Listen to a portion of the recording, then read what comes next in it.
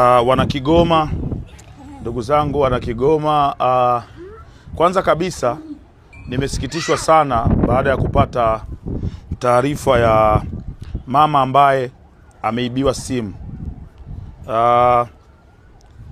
Taarifa ile watu wengi wanashadadia kwenye kuona ACT wameenda kuomba kura wakaiba simu na kila kitu. Watu wengi wameweka nguvu hapo. Tunajua kama kweli wizi sio kitu kizuri. Kama watu mnaenda kuomba kura alafu mtu anawakaribisha vizuri, anawapa mpaka chakula, alafu mwisho wa siku mnamuibia, sio kitu kizuri. Kwa hiyo hakuna mtu yote ambaye anaweza kusupport hilo. Na ndio maana namshukuru sana Mandasi Store ambaye amekubali kumrejeshea mama simu yake, tena kwa kumpa simu kubwa kabisa kutoka kwenye kiswaswadu. Sasa hivi ana smartphone. Asante sana Mandasi Store. Lakini kwa mimi na uangalia mlengo mwingine wa mama, anasema line yake alisajiliwa na mtu. Kwa nini line alisajiliwa na mtu? Kwa sababu kuna shida ya NIDA. Kuna tatizo la NIDA.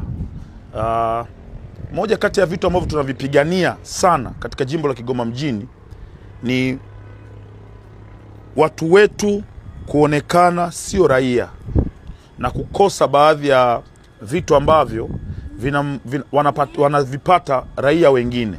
Vitu kama NIDA, passport, kwa kifupi vitu ambavyo vinahusanisha swala la uraia.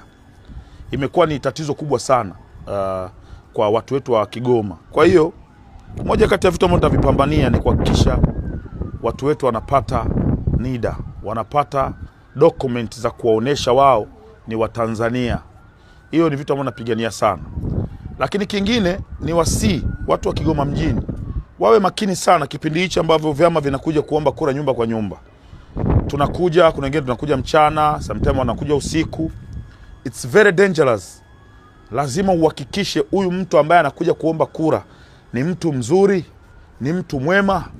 Mtu anakuja kuomba kura kwako usiku saa 4, wengine wezi kama hivyo, wengine wanakuta ni jambazi, unagonga, anajua anakuja kuomba kura, kumbe anakuja kuvamia kwenye nyumba yako. Kwa hiyo kuweni makini kwenye hili ili kuhakikisha tunamaliza uchaguzi salama na watu wanabakia salama salimini.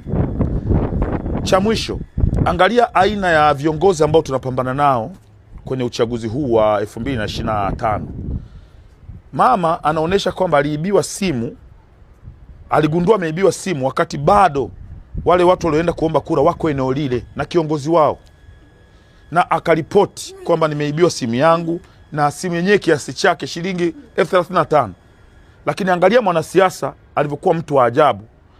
Mwanasiasa muongo anaahidi kununua simu ya 35,000. Simu ya 35,000 unaahidi. Jamani, tutaahidi mpaka lini? Tunaahidi madaraja, tunaahidi barabara, tunaahidi masoko. Mpaka 35,000 ya simu unaahidi kwamba utaletea. Kwani usitoe 35,000 ukampa mama akaendelea na maisha yake mengine, akaendelea kuwa connected na familia yake? Tuepuke hawa watu ambao sasa hivi tumewapa jina la ahadi. Ni watu wanaahidi vitu vidogo vidogo, sio vitu vya kuahidi, ni vitu vya kumaliza. So nashukuru sana Mandasi Store kwa kumpa simu mama, lakini pia nashukuru uongozi wa Chama cha Mapinduzi wilaya ya Kigoma mjini kwa kumsupport mama. Lakini mimi pia kama mgombea nitafika kwa mama na nitamsupport pakubwa. Ikiwezekana, unasemaga Mungu anaweza akakupa tatizo, kumbe anataka lile tatizo likubadilishie mfumo wako wa maisha.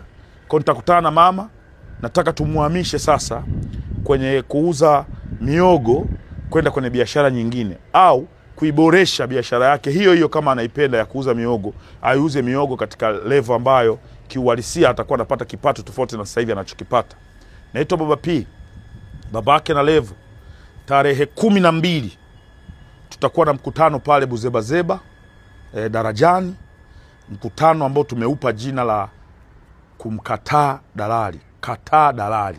Tarehe 12 pale Buzebazeba, watu wote naomba tukutane Buzebazeba kwa ajili ya kusikiliza namna bora ya kuweza kumkataa dalali na kupeleka mtu ambaye anaweza kwenda kuwasemea wananchi, na sio mtu ambaye anaenda anawatumia wananchi kwa ajili ya kujisemea yeye.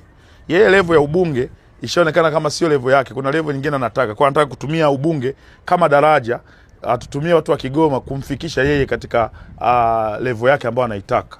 Kwa sisi kama daraja tukivunjika hapiti. Ndio level hiyo ambayo anatakiwa abakia hapo hapo. Lakini tarehe 13 tutakuwa na ugeni mkubwa sana wa mgombea mwenza, mzee wangu mzee Nchimbi. Karibu uje uone maajabu ya Kigoma mjini. Mzee Nchimbi tutapokea tarehe 13 na tutafanya mkutano mkubwa sana pale Kawawa. Tarehe 12 Darajani Buzebazeba, mkutano wa kumkataa dalali. Lakini tarehe 13 mkutano mkubwa wa mgombea mwenza mzee wetu mzee Nchimbi. Twendeni tukavijaze hivi viwanja pale Darajani, tukaijaze na Kawawa kwa pamoja. Naitwa Kibarabara, Baba P, babake na Levo.